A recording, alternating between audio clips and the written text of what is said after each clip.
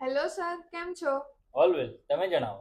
Abroad સ્ટડીનું planning કરી રહ્યા છે પણ બહુ જ બધી કન્ફ્યુઝન છે. મારે યુએસએ જવું કે ઓસ્ટ્રેલિયા? ઓસ્ટ્રેલિયા અને યુએસએ બંને સારા દેશ છે, પણ પહેલા તારું ફાઇનાન્શિયલ જોવું પડશે. જો તારું ફાઇનાન્શિયલ સારું હશે તો તને એજ્યુકેશન લોન પણ મળી જશે અને તું બંને કન્ટ્રીઝમાં જઈ પણ શકીશ. પણ જો તારું ફાઇનાન્શિયલ વીક હશે તો તારું ભલે ને એકેડેમિક સારું રહ્યું તો પણ એ બંને કન્ટ્રીઝમાં તું નહીં જઈ શકે. તો બેઝિક શું છે કે ઓછા બજેટમાં જવું છે અને સારા એકેડેમિક સાથે જવું છે તો દુબઈ એક સારી ચોઈસ છે. દુબઈ દુબઈ જ કેમ? કારણ કે દુબઈ એ એક હાઈ ગ્રોથ કન્ટ્રી છે. દુબઈ ઓન ડિમાન્ડ છે. દુબઈમાં real estate, aviation, tourism, oil and gas, transport, આ બધા જ બિઝનેસ ચાલી રહ્યા છે. એટલે કે જો તમે દુબઈ સ્ટડી કરવા જશો તો તમને ડ્યુરિંગ સ્ટડી અને આફ્ટર સ્ટડી જોબની સરસ ઓપોર્ચ્યુનિટી મળશે.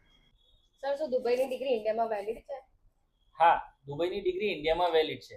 કેમ કે દુબઈમાં ટોટલ 48 કેમ્પસ છે, જેમાંથી 25 તો ઇન્ટરનેશનલ છે. એટલે કે દુબઈમાં જે યુનિવર્સિટીઝ છે એ બધી યુરોપ, યુકે, ઓસ્ટ્રેલિયા અને યુએસ થી જ આવેલી છે. તો તમે જો આ યુનિવર્સિટીમાં સ્ટડી કરશો તો તમને પણ ઇન્ટરનેશનલ વેલિડ ડિગ્રી મળશે. ઇવન આ બધી જ યુનિવર્સિટી દુબઈ ગવર્મેન્ટ એજ્યુકેશન મિનિસ્ટ્રીથી અપ્રૂવ છે, યુજીસી અપ્રૂવ છે, ઇવન વેસ્ટ પણ અપ્રૂવ છે. એટલે કે જો તમે અહીંથી ડિગ્રી કમ્પ્લીટ કરશો તો તમને દુબઈની ડિગ્રી વર્લ્ડ વાઇડ વેલિડ પણ રહેશે.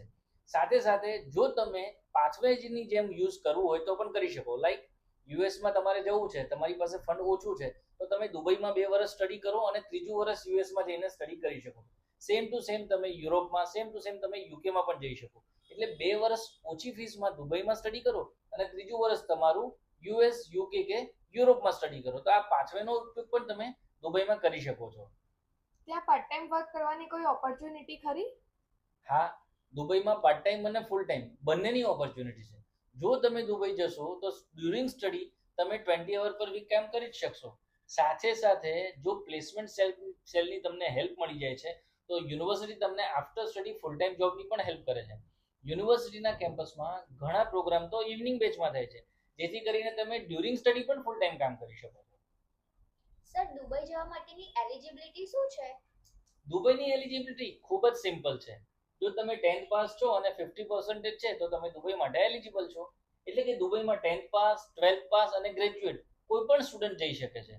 તમને IELTS ની પણ કોઈ જરૂર નથી. જો તમે તમારું સ્ટડી, તમારું એજ્યુકેશન ઇંગ્લિશ મીડિયમમાં કરેલું છે અને તમારી સ્કૂલ કે કોલેજ તમને મીડિયમ ઓફ ઇન્સ્ટ્રક્શનનો લેટર આપે છે તો તમે દુબઈ પણ જઈ શકો છો અને વિધાઉટ IELTS જઈ શકો છો. ખાસ એ કે દુબઈના વિઝાની પ્રોસેસ તમારે કરવાની છે જ નહીં. દુબઈના વિઝાની પ્રોસેસ યુનિવર્સિટી પોતે જ કરે છે. તો તમને વિઝાનું ગાઈડન્સની પણ કોઈ જરૂર નથી.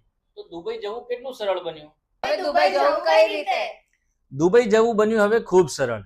આ 30 એપ્રિલના રોજ સહજ ઇન્ટરનેશનલ દુબઈ એજ્યુકેશન એક્સપોનું આયોજન કરી રહ્યું છે, જેમાં તમને મળશે દુબઈની ઘણી બધી યુનિવર્સિટીઝ, જેમના રિપ્રેઝેન્ટેટિવ સાથે તમે પર્સનલી મુલાકાત કરી શકો છો.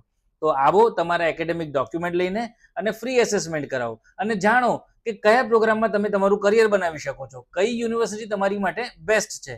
તો નોંધી લો, 30 એપ્રિલ સવારે 11 થી સાંજે 6, સહજ ઇન્ટરનેશનલ નિઝામપુરા. તો ચલો જઈએ સહજ ઇન્ટરનેશનલ.